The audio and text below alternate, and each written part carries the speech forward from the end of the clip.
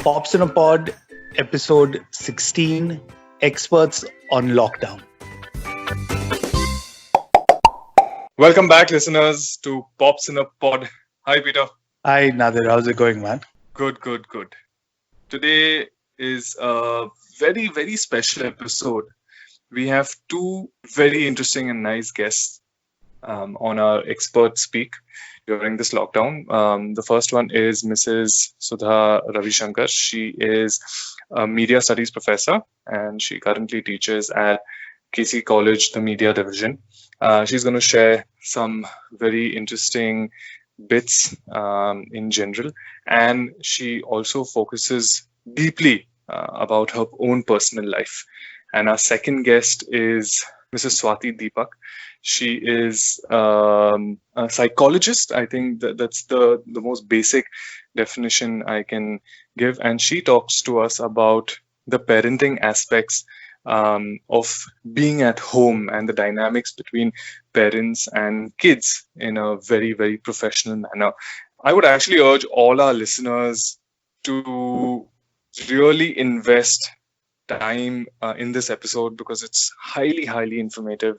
And even when I was listening, and I'm sure, Peter, even you also went through the same thing, that I think for the first time on our own podcast, became listeners and spectators because I think we've spoken the least in this episode. Yeah, I mean, I really learned a lot. Learning is one. I'm going to start implementing some of the things that both Mrs. Ravishankar and Mrs. Deepak talked about. It's something that we not only need to just listen to, but also need to invest and implement it in our lives. And that's the only way it'll show fruit, I guess. Agreed completely. So let's dive straight in. Our first guest is Mrs. Sudha Ravishankar. Let's hear it from her. Thank you, Nadir and Peter, for inviting me on this podcast. It's indeed a very, very interesting phase in everybody's life. There are certain observations of this pandemic that I want to share with you first, and then we get on to something that is my story in this.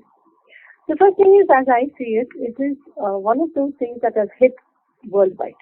Okay, it is across continents, across countries, and the very interesting part is it's across SECs as well. I mean, socio-economic class.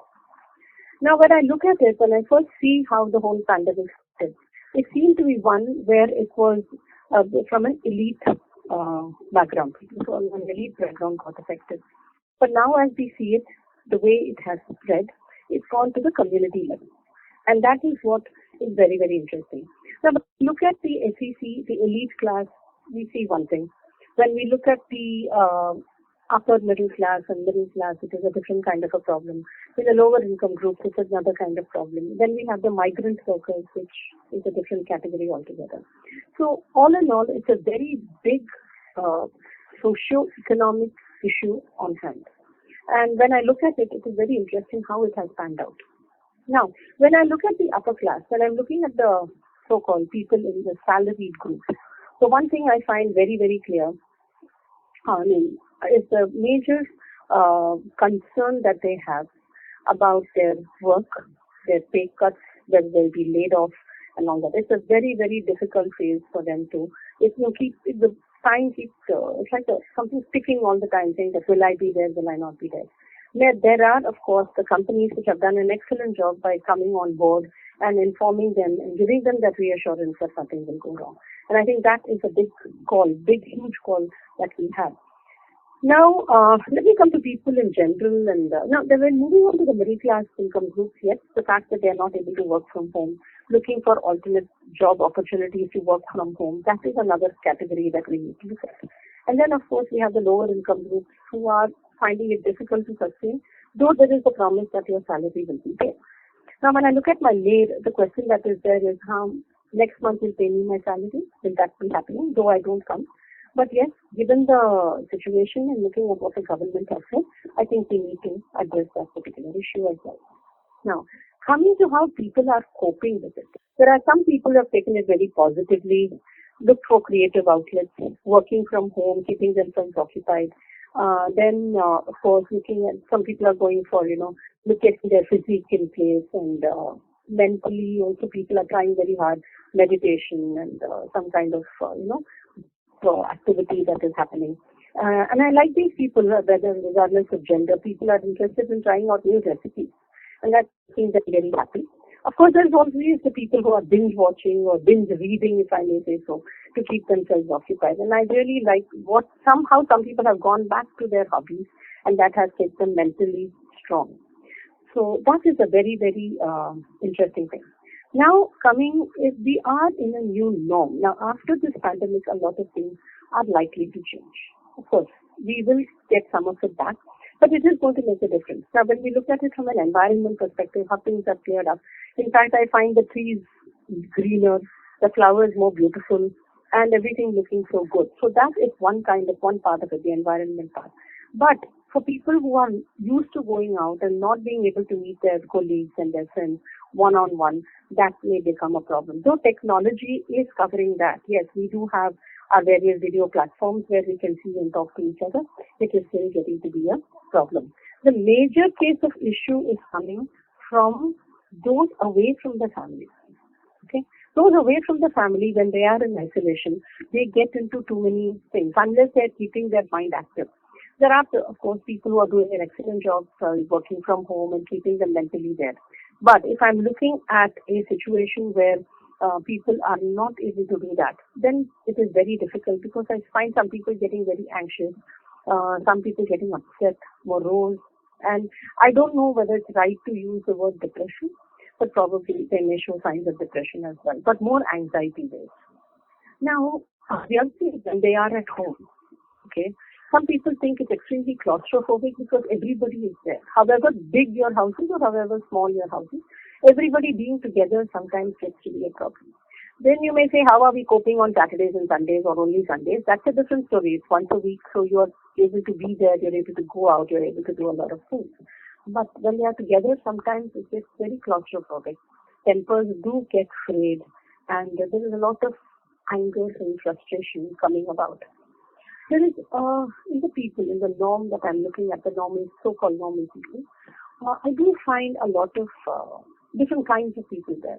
One, people who are showing a lot of anxiety. What will happen? Will the pandemic spread? If it spreads, how are we going to take care of it? Then there's the other side of the spectrum where they are saying that, other side of the story, as in normal people who are saying that, what will happen? How will, for instance, I'm in the fraternity of teaching. So when the exams happen on time, how are we going to promote the kids? What is going to happen to the next year? So all this becoming extremely, extremely scary in the circumstances. Added to that, we have the WhatsApp university. We have social media from all places talking all kinds of things and, setting a kind of a fear. And we also have, sometimes the media does become a little difficult when they start talking about things which may be a little unpleasant. So that becomes social distancing and all that kind of thing, which becomes very difficult for people to comprehend. Now, to talk about social distancing, initially we could decide who we could distance ourselves from. But now it is being imposed on us. And anything imposed from an external body, people are not ready to accept. So this is as far as the normal people are concerned. But I think slowly they will realize that, social distancing, isolation, staying at home, all that will definitely work. And I think people will begin to realize that. Of course, we do need a lot of counseling, both within the family, at least parents and children, between spouses, between the children also, the elder ones taking on the younger ones. So that kind of counseling is needed, and sometimes we need to seek external help. That becomes very, very important. Now, I'm coming to my story where I have people, or my kids, two sides of the spectrum. One is on the, who has a spectrum disorder, and the other one who is on the other side, who is working and who is having her own circle and her peers and what their reaction is. Now, all this time I've talked to you about the other side, where my daughter is working and her peers and what they feel feared and what they are concerned about and what they are thankful to. That was a very interesting thing that came up. Many of them say that, okay, our work is there, we may be laid off, we may be able to take a cut, we don't want to be laid off, we'll work hard, we're ready to work from home. And they are very grateful to the fact that they have family, they have a roof over their head, they have food to eat, they have their Netflix, they have books, and all is well with the world. I think that's a very, very interesting turn of things that we need to understand. Now coming to my other kid who has a problem, or is in the spectrum case. He has Asperger's, and he has been the king of the house because both my daughter and other people in the family go out of the house. So he's had the house to himself. He can decide where he wants to go, what he wants to do, how he wants to eat, when he wants to get up. So that kind of feel which is there, it's like, you rule, you rock kind of thing. But ever since this, staying at home, work from home, and all that has happened, I find that he is very disturbed, very upset, and very, very angry with the government for making us stay at home. It's very, very funny sometimes, but what he feels is that, we are encroaching on his space. It's really a story of how, we take over forest land, and, how those animals are there. And nowadays I read that there are many animals who are coming out on the road because they feel that the space is free. But what I'm beginning to see is how people are trying to, understand the situation, comprehend the situation in their own space, and trying to see that, how this is done. So it took me, and of course, I have an external counselor. So when I was talking and she was talking, we said, how are we supposed to handle it? So she says that it is a coping mechanism that you have to do. All of us have different kinds of coping mechanisms. And for a person like my son who has Asperger's, it's very, very difficult to accept any change. Okay. To give you an example, when I lost my mother last year, it was very difficult for him to come to terms with that. And now this year, when we are at home, it becomes very difficult for him to understand that they need to be at home because there is a room. There needs to be at home. We need to be at home. And it's also unfortunate that we cannot step out anywhere.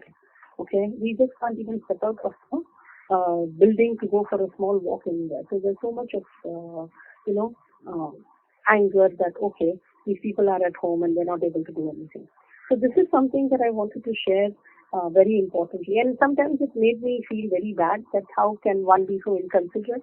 On the other side, I also felt how much is going on in his head, how much is going on for him to process, how much it is going on for him to accept a change. Okay, we all know that the only thing constant is change. But in their heads, change is a very, very difficult concept. And I think change for many people is a difficult concept. I mean, even when I was asked to stay at home and work from home for the first few days, I really didn't know how to handle it. I thought it's going to be very, very difficult and very, very, I don't know how I'm going to take it forward. But now I realize that, okay, we can do it as well. We can continue to have lectures. We can continue to do so many things.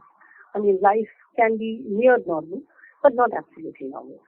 So looking at both sides of the spectrum, which I've had the I'm fortunate to have two sides of the spectrum with me, I find that, yes, there is uncertainty, there is anxiety, there is concern, there is a lot of things. But I think people are able to handle it and people will be able to handle it very well. It's only a question of time. And the beauty is it's a worldwide phenomenon. It's not something which is specific to the Indian subcontinent or to Asian places or anything. It's only how we work around it. Is that what matters? And I realized the one thing that we need to keep going is that we need to keep our mental faculties well occupied, and we need to keep doing something that will make us happy as well as work from home for the benefit of the organization. Wow, that was really great to hear from her. Mrs. Ravishankar not only shared a very unique perspective that we haven't heard in the last month or so in all our guests.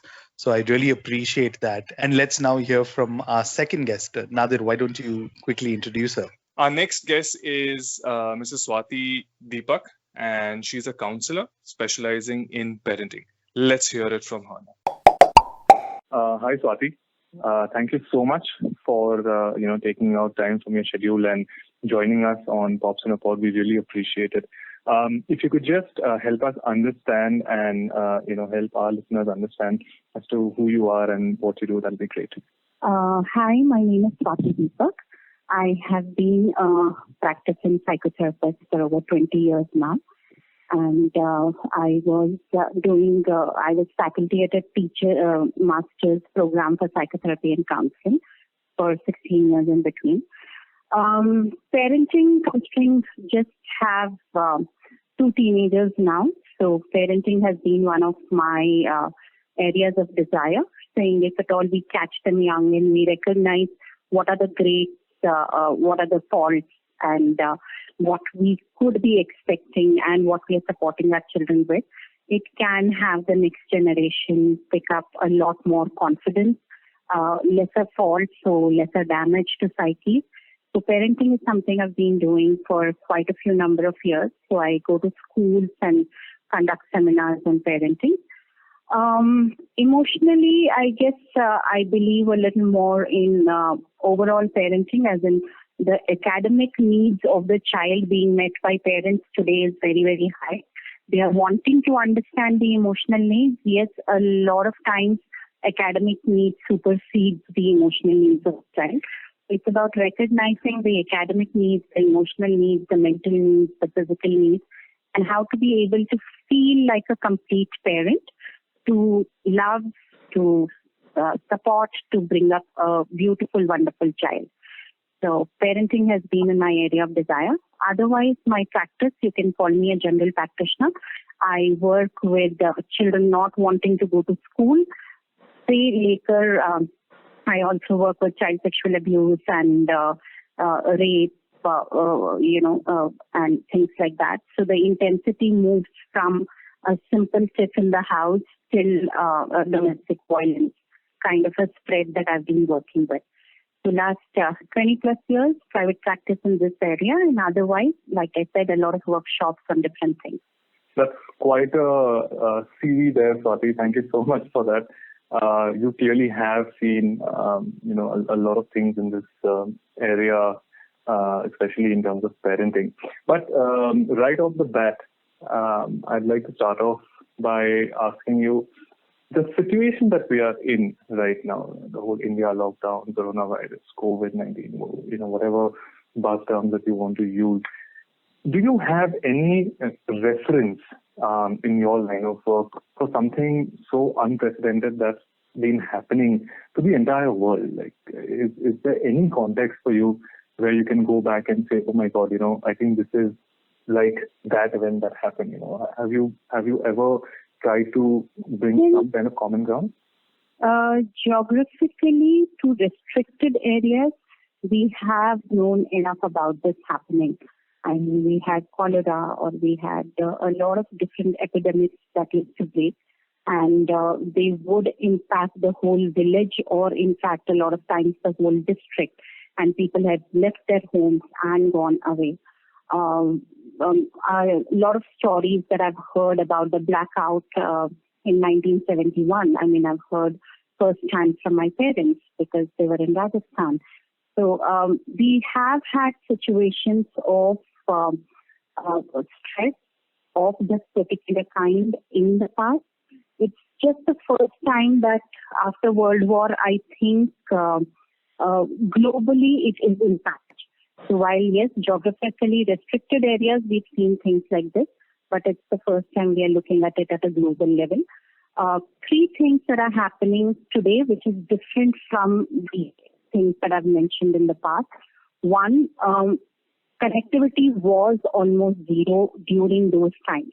With internet today, the connectivity is very, very high, and the source of news as well as fake news and constantly having that on our mind has increased quite a lot.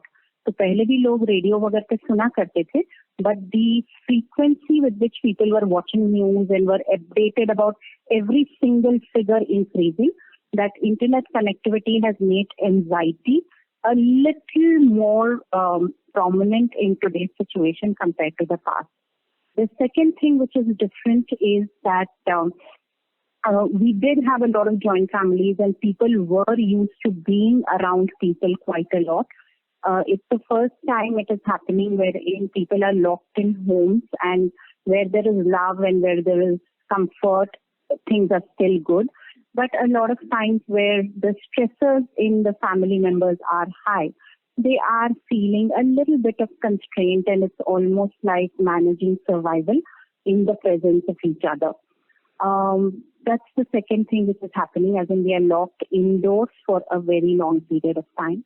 Correct. And the third thing is that somewhere this can be, depending on the stage of life you are, a very big leap forward, because you're getting a lot more time for introspection, you're getting a lot more time to respect the dignity of labor, you're doing all your things yourself because your maids and everything have stopped, you're able to appreciate what a delivery man or a watchman brings into your life that we used to take for granted.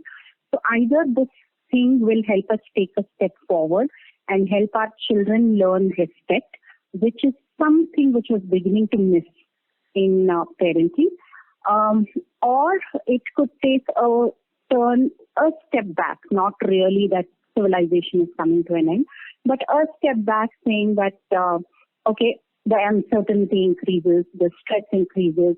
So with the stock market going down, then suddenly that need to hold a little more money, So either it can take one step back and the fear and hoarding and black marketing could come, or it could take a step forward where we can learn to respect a little more, or I think a bit of both.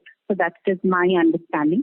So it's a very good time for parents to be around, to bond, to talk, to listen a lot more than talking. I think what parents should be doing right now is listening to their children, listening to them ramble, listening to them play, listening to how they think. So not probing questions, but just listen what goes on in the child's mind.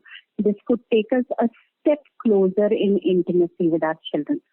So we can use it phenomenally because we are getting the time now, or we could increase in the area of stress by constantly permitting a lot of anxiety to come to us.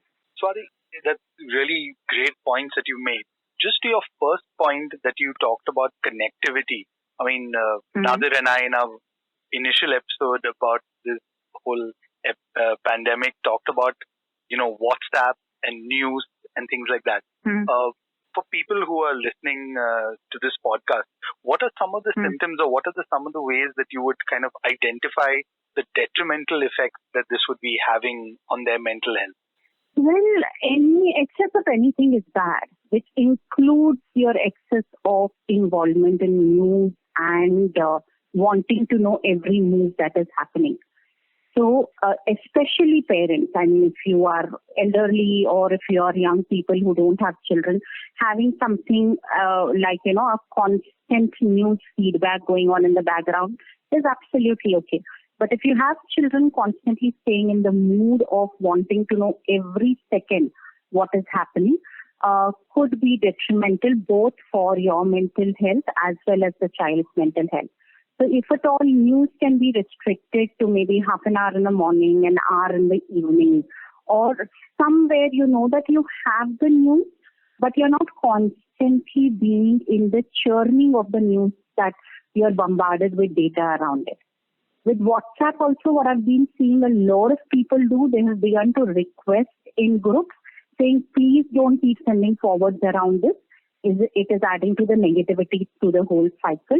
And I think a lot of people are complying to that request as well. So constantly being on the mobile, constantly being with a screen to get a lot of input is not really bringing you close to your children. It is actually making your children see you in a lot more stress environment. So if at all the mother and the father go to office and they're dealing with their stress at office, what the child is seeing is the parent coming back home to the child.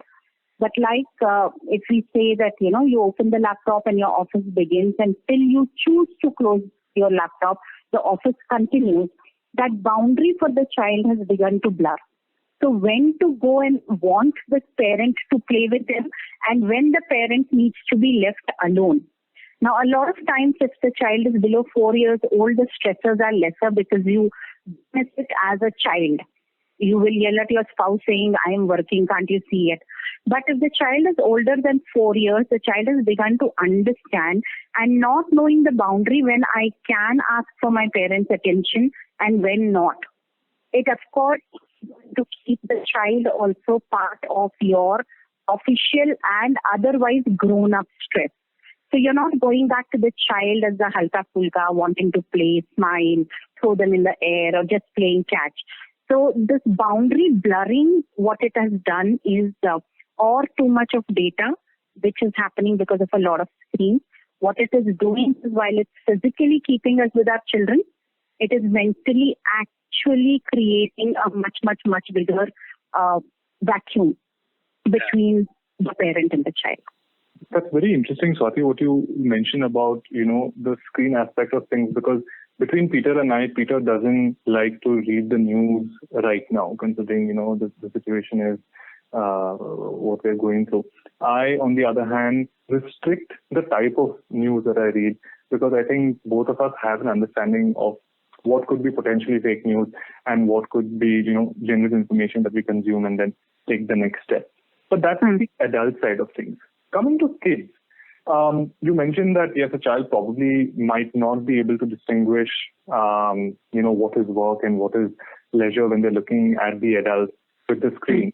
But we've been hearing a lot of stories within our circle as well, where, and it's happening in my house and Peter's house as well, where we have relaxed the screen time for children. Like, we usually are pretty strict when it comes to screen time for kids, but the situation is such that, there is constant bickering happening between child and parent also, where you're like, okay, just leave me alone for an hour because I have to work. I need to do this.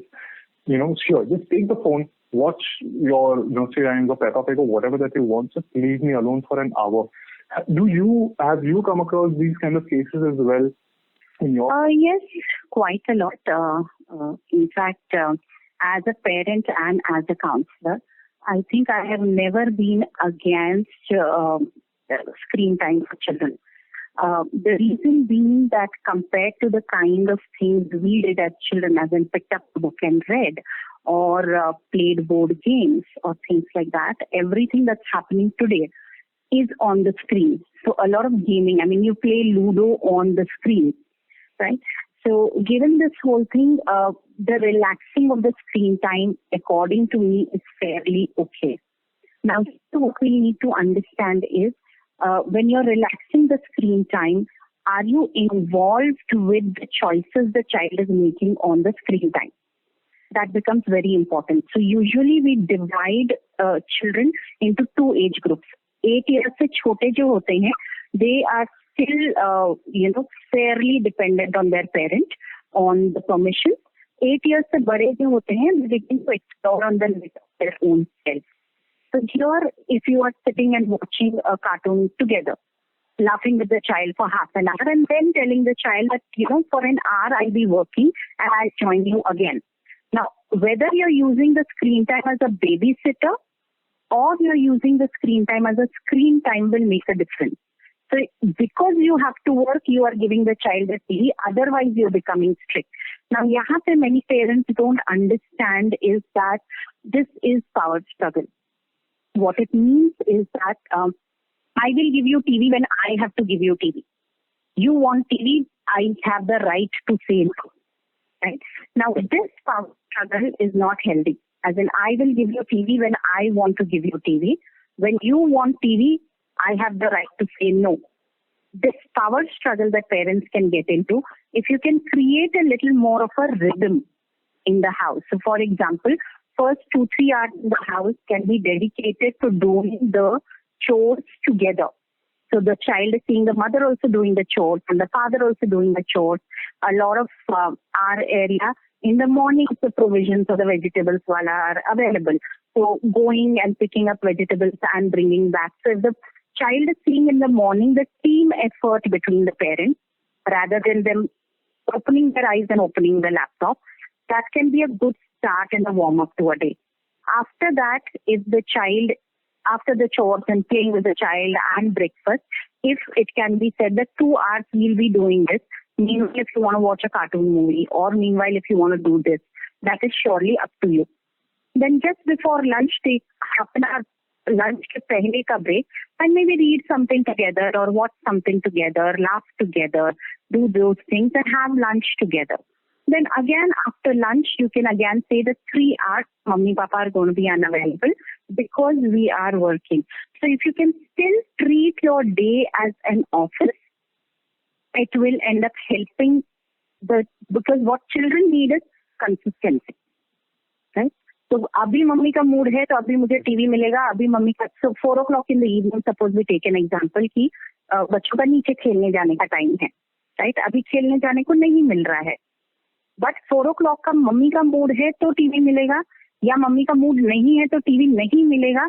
That uncertainty will cause damage to the child's mind. Damage is a very strong word, but that can confuse the child a little more. But if there is a rhythm, कि चोर हम सुबह करते हैं, lunch हम साथ में खाते हैं, डिनर हम साथ में खाते हैं, तो automatically the child knows what is the assimilation and the demand time, saying we can be together and when I'm going to be left alone. The more the rhythm can be brought into this whole cycle, it will be a beautiful, it's like a beautiful choreography that you come together when you have to do a step together and then you do your own dancing and you come together. So find that rhythm even with screen time for children. Don't make it a power struggle saying you are the person who will decide. Make it more a rhythm question saying evening में 2 घंटे allowed है, दोपहर में 2 घंटे allowed है, या सुबह में 2 घंटे allowed है. The better the rhythm, the more cooperative the child. That's a very regimented and a steady approach where I think both the parties, parents and kids, can sort of wiggle their way out depending the understanding of the child. But I'd like to take this conversation and kind of broaden it. So we were restricted to screen time, but I'm sure there will be a lot of behavioral change even in children. It happened to me in my house where my child has dropped her afternoon nap. She's 4 years old. She'll be 4 in August. So the afternoon nap has dropped. She's become extremely aggressive with us. Like, so even if I have to raise my voice, my wife has to raise her voice, to leave the room or whatever it is, she'll stomp her feet and, she'll assert her authority. And we can see such a marked difference, in the child's behavior. And she refuses to go down. Like, she'll say that, nahi, police pakad ke leke jayegi. Because we have to explain the whole coronavirus, the situation that she's in. So she hasn't stepped out of the house. She refuses to go to the terrace also. So is this like a normal thing for every, parent and child to go through this experience? Yes. That's why I told you we divide the children into 2 sections, below 8 years old and above 8 years old. So the consistency of the parent and change in the environment is going to have a direct impact on the child, right? So if the child was used to going to school and then going to the babysitter or coming back with the grandmother, and the grandmother had certain kinds of rules which are either strict or relaxed, with too many adults in the house now, the child is going to feel very small, right? So if you see a very childlike thing in children's stories when you're trying to show a demon, the demon is 4 times the size of the child, right? So who is this demon? So the child, if the child is the hero, the 4 times the demon is the parent. So when the parent is being good to the child, they are the fairy godmother. And when the parent is being demanding of the child, they become the dragon or the witch or whatever you want to call it. So what will happen with children to adjust to any of these things, because their logic has not developed yet. They will take everything. So I'm still talking about children below 8 years of age. They will still take everything with face value. So if police will take me away, that line has set into their head. Now, there is nothing to be scared about this. It is a temporary thing, because as and how the situation will relax, we will begin to undo this particular thought and take them out. नहीं बेटा अब तो सब ठीक हो गया है, देखो अभी देखो और बच्चे भी बाहर आ रहे हैं. So when you are conditioning a child for something, the child takes the absolute.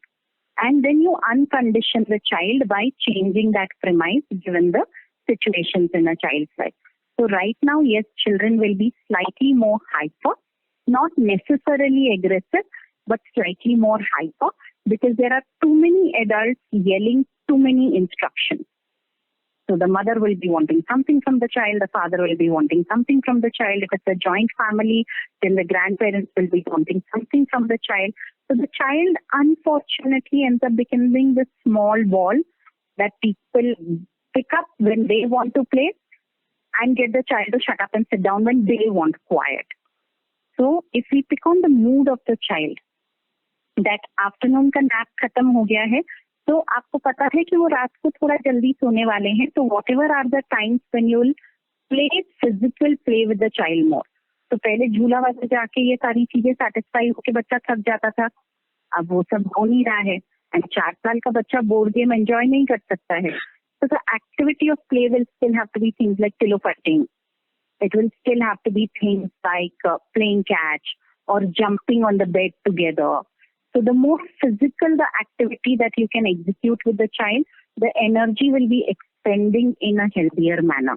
The more you're going to get the child to quiet down according to your mood, the child will not know how to react to so many instructions and the child will fight. So yes, it is happening quite a lot in families with children below 8 years of age. But as I said, it's temporary. And just to kind of build on that, from a parent's perspective, like, we talked earlier and you gave an example of the routine. Is there anything you've noticed, with parents? Nader talked about, how we've become irritable. And that's something I've personally noticed also, is that because as parents, you are used to having a certain time to yourself, whether it was in travel or in exercise or something. Now there isn't something like that. Have you noticed any cases or have you heard any instances of that? Yes, we've been hearing a lot of this, and here I keep telling the parents that it is for you to recognize what you're dealing with. Don't look for this as a me time vacation. You'll have to look at this as a family time, time that you're getting. So like I told you, making the chores a very important part of your daily schedule. Second, insistently, very important, find a rhythm. Children need some predictability. अभी mummy papa खेलने के mood में है, they are in a good mood. अभी वो irritation में है, they keep yelling at me, right? Don't do that. If you are feeling like yelling, find a quiet corner. So what I have suggested to a lot of families is if you are in a 2-room hall kitchen, then find a room. If you are in a smaller house, then find yourself one corner. If there is anybody who's moving into that corner, that's the quiet corner, and that person is not to be disturbed for half an hour. Does not mean that one person will have the monopoly and go and sit in that corner only. So whenever the child knows that's the quiet corner, आपको अगर पता हो schools के अंदर बच्चों के लिए time out होता है, you go and sit in the corner of the room. So the child knows now I'm not wanting or expected to interact with the class, right? So this thing, going back to disciplining parents also, as though they are school children, can end up picking up a beautiful rhythm in the house. So find a quiet corner and be in that room for half an hour, 45 minutes max, and then step out of that. And treat this time only as family time. Because, again, you'll get busy as soon as all of this lifts up. The economy will need a push again. So you will become super busy after things have relaxed. So use this time as much to listen to your child, as I said. So yes, it is happening. Parents are becoming irritable, but then you don't yell at the child for that. You figure it out yourself that you are irritable. That's another great perspective that we got. But if I could just ask you one thing, that we are obviously talking about everyone in a regular setup, whether it's joint family or nuclear family, parents, kids, all of that. But there might be many other families out there who might have certain persons in the family with special needs, or it could be the complete other end of the spectrum where things can get pretty violent, whether it's domestic or otherwise. Have you come across any such cases? Or have you seen? Yes, I have. Like I said, there are enough families, family where there is love and companionship and laughing together, doing the things together, are finding this time to be productive as part of developing their sense of family. But there are families where the stresses are very, very, very high. Now, environments in which there is violence and abuse, what we usually recommend is, while you are not stepping outside, keep the doors and the windows open. Abusers usually cannot deal with public knowledge of them being an abuser. They like it hidden. So if you have the doors and windows of the house open, it is like yelling. So we tell our children that why don't you just scream if there is anybody who's causing you harm. Some adult will come and help you out. It's a very similar kind of a thing in abuse homes, especially where there is physical or sexual abuse. Keep the doors and windows open as often as you can. Stressors जहाँ पे बहुत हो रहे हैं, there is a good part of it also and a bad part of it also, I'll tell you. Bad families, stressful families where the fighting is very high, the power games in the family are very high, the dominance of one person over the others is very high. What is happening in such situations is, because you're locked in with that person, there are small ounces of even courage in the submissive person which is beginning to pick up. क्योंकि अपना body emotional cycle में काम करता है. The cycle is, suppose I'm angry, so I will feel angry and it will shoot up and I will relax and come back to normal. You cannot constantly stay angry for 24 hours. अगर आपके घर में किसी की death हो गई है, you can't cry 24 hours. You know, you will cry, there's an intense bout of sense of loss, then you come back to normal. So what's happening in very stressful families is, because this cycle is happening in their life, they are not 24/7 in stress. So there are fights that happen, but then there are easing out times which is happening. So I feel if they reach out for help, then their issues can get sorted out. So yes, there are fights which are happening, but 24/7 कोई नहीं लड़ सकता है करके, there are relaxed moments also in those. Second, the bit like I said is, जब भी दो लोग बहुत झगड़ते हैं, usually parents do this to children. जब भी दो बच्चे बहुत झगड़ते हैं, दोनों को एक कमरे में बंद कर देते हैं, बोलते हैं जब तक तुम लोग हाथ नहीं मिला तब तक I'll not let you out of the house. So somewhere there is hope for families who are going through stressors to be able to come out of this as winners. So I'm more hopeful. So yes, a lot of people are calling me up and they are talking about stresses at home. A lot of people, not only stresses at home, are calling me up and telling me they are having flashes of their history. Now, because there's a lot more time which is not physically engaged too much, in the sense कि आपने बताया था कि traveling में time जाता है या socializing में time जाता है, where sitting and having your evening chai with your colleagues and things like that, वो सब नहीं हो रहा है. अब वो सब नहीं होने की वजह से the inward journey is increasing. Yeah. So many people come back and tell me that, oh, मुझे ना 5 साल पुरानी बात याद आ रही है, but I don't want to think about this, I don't want to be on screen time, so I'm feeling very flustered. Again, two things. A lot of past history could be coming up and anxiety is going up in a lot of individuals, versus a lot of introspection can happen. So same situation का दो situation हो सकता है. That because there are a lot of flashes from the past, it is becoming a problem. But again, it can be a solution.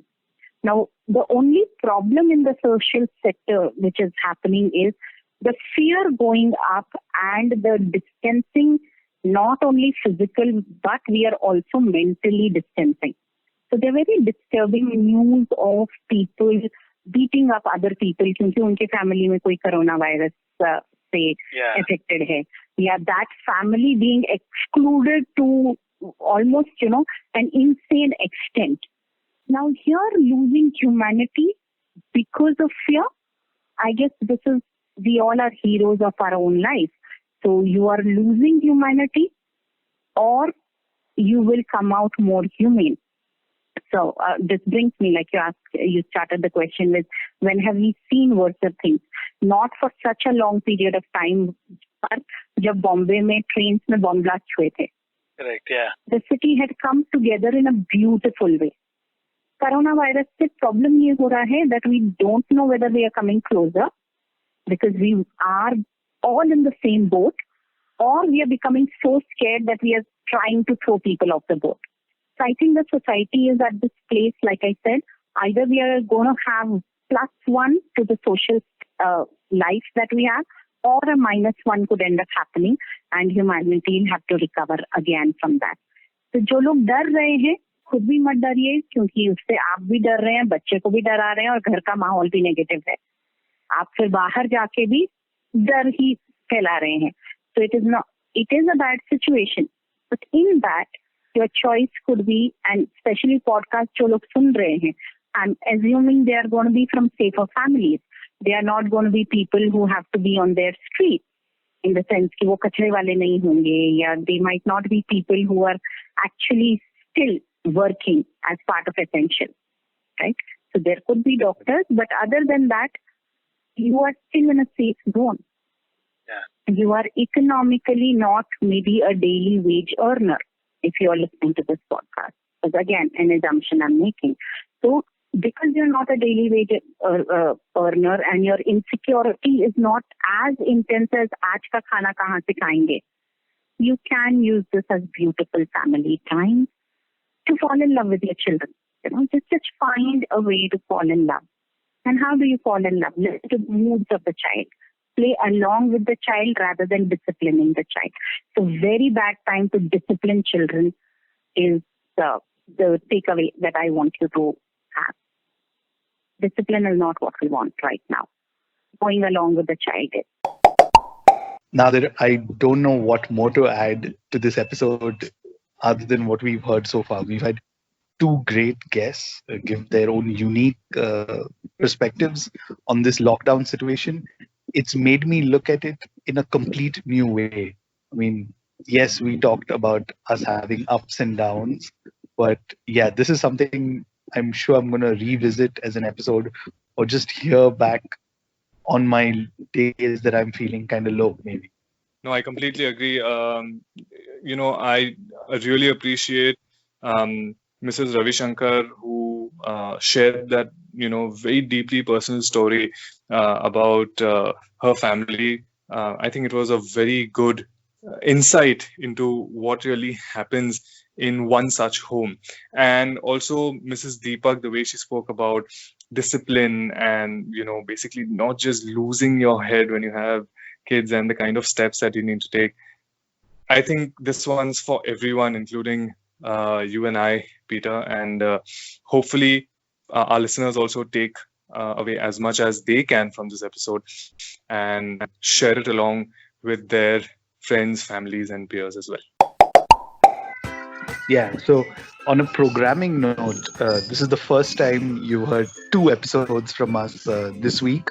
So now stay tuned early next week from another episode for us.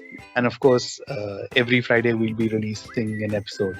And let's see how that goes until the end of the lockdown, I guess. If you have any stories, feedback, comments to share with us, please write to us on popsinapod@gmail.com, or you can also look us up on Instagram. Just search popsinapod. And yeah, leave a comment or a like or a share, anything that you'd like to do. Even a simple hi will do for us. So until next week, stay safe, stay at home, and good luck.